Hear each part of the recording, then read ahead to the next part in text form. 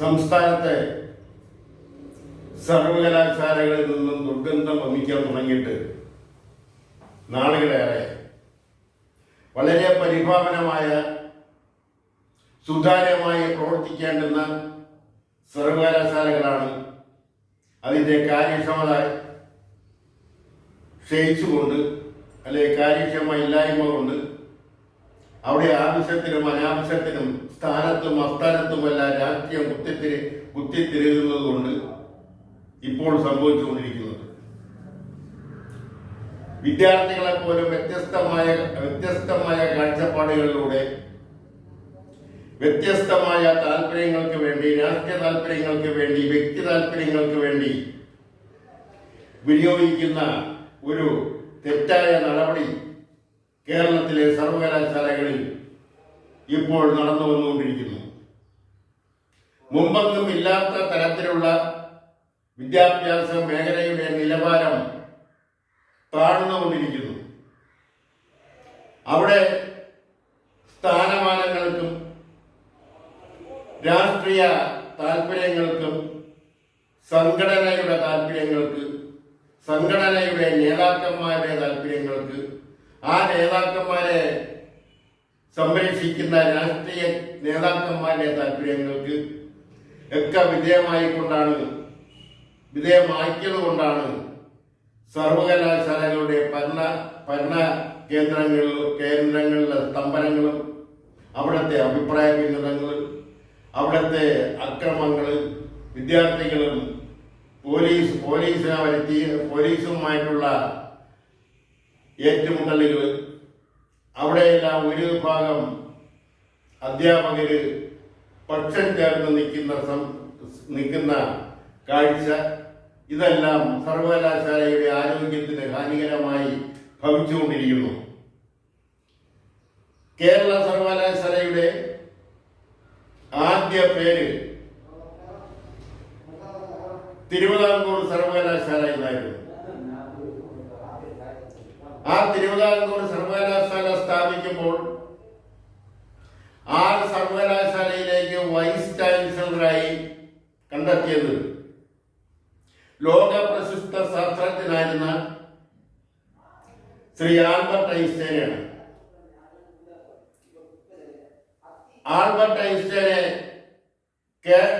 തിരുവിതാംകൂർ സർവകലാശാലയുടെ vice chancellor സ്ഥാനം ഏറ്റെടുക്കണമെന്ന് ആവശ്യപ്പെട്ടുകൊണ്ട് അദ്ദേഹത്തിന് അയച്ച അഭ്യർത്ഥന വളരെ അകലെയായതുകൊണ്ടും ആ അകലത്തിൽ നിന്നുകൊണ്ട് ഭരണം നടത്തുന്നതിനുള്ള അസൗകര്യം കൊണ്ടും ആ പദവി ഏറ്റെടുക്കുന്നതിന് ബുദ്ധിമുട്ടുണ്ട്. അതുകൊണ്ട് അകലെ നിന്നുകൊണ്ട് എന്നാൽ കഴിയുന്ന എല്ലാം ഞാൻ ചെയ്തു തരാം, വൈസ് ചാൻസലറായിട്ട് അവിടെ തന്നെ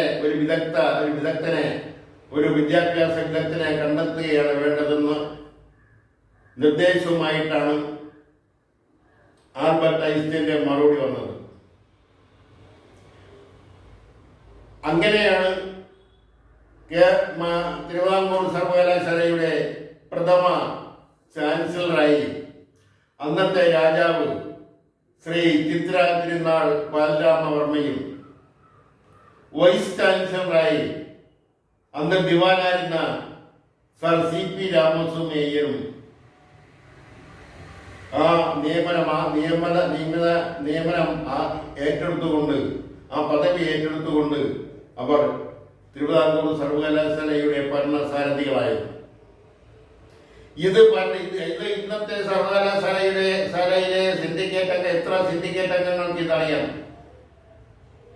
എത്ര സർവകലാശാലയിലെ ഉന്നത താഴേക്കുള്ള ഉദ്യോഗസ്ഥരെ പോട്ടെ, ഉന്നത ഉദ്യോഗസ്ഥർക്ക് ഇതറിയാം. കേരള നിയമസഭയിലെ എത്ര അംഗങ്ങൾക്ക് ഈ കാര്യങ്ങൾ അറിയാൻ പറ്റും? അതിലേക്ക് കടന്നാൽ വളരെ അപഹാസ്യമായിട്ടുള്ള ഉത്തരങ്ങളായിരിക്കും കിട്ടുന്നത്. ആ സർവകലാശാലയാണ് ഇന്ന് നിരന്തരം പ്രവർത്തന രഹിതമാക്കിക്കൊണ്ട്, അല്ലെങ്കിൽ സുഗമമായി സുതാര്യമായി പ്രവർത്തിക്കാൻ കഴിയാത്ത വിധത്തിൽ അവിടെ ചാൻസലറും വൈസ് ചാൻസലറും തമ്മിലുള്ള അഭിപ്രായ ഭിന്നത, വൈസ് ചാൻസലറും രജിസ്ട്രാറും തമ്മിലുള്ള അഭിപ്രായ ഭിന്നത, അതെല്ലാം ഇന്ന് അങ്ങാടിപ്പാട്ടാണ്, തെരുവിൽ ചർച്ച ചെയ്യപ്പെടുന്ന കാര്യങ്ങളാണ്. അത്രത്തോളം സർവകലാശാലയുടെ ഭരണസമിതി അവകാശമായി മാറിക്കൊണ്ടിരിക്കുന്നു. ഇവിടെയെല്ലാം ആവശ്യത്തിനും അനാവശ്യത്തിനും സർക്കാരിന്റെ കൈകടത്തലുകളും ഗവർണറുടെ കൈകടത്തലുകൾ, അവിടെ ഗവർണറും സർക്കാരും തമ്മിൽ പോരടിക്കുന്നത്, ഇതെല്ലാം ഇന്ന് നിത്യസംഭവങ്ങളും സാധാരണ ചർച്ചകളുമായി കൊണ്ടിരിക്കുന്ന കാര്യങ്ങളാണ്.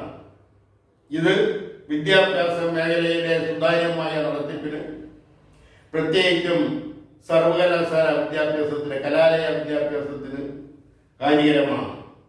അതുകൊണ്ട് ഇത് നീട്ടിക്കൊണ്ടുപോകാതെ ഇതിന് അനാവശ്യമായി രാഷ്ട്രീയ ഇടപെടലുകൾ അവസാനിപ്പിച്ചുകൊണ്ട് സുതാര്യമായ ഭരണം നിർവഹിക്കുന്നതിനുള്ള അന്തരീക്ഷം സൃഷ്ടിക്കണമെന്നാവശ്യപ്പെട്ടുകൊണ്ട് ഇന്നത്തെ പത്രാധിപരുടെ പ്രതികരണം ഇവിടെ പൂർത്തിയാകുന്നു.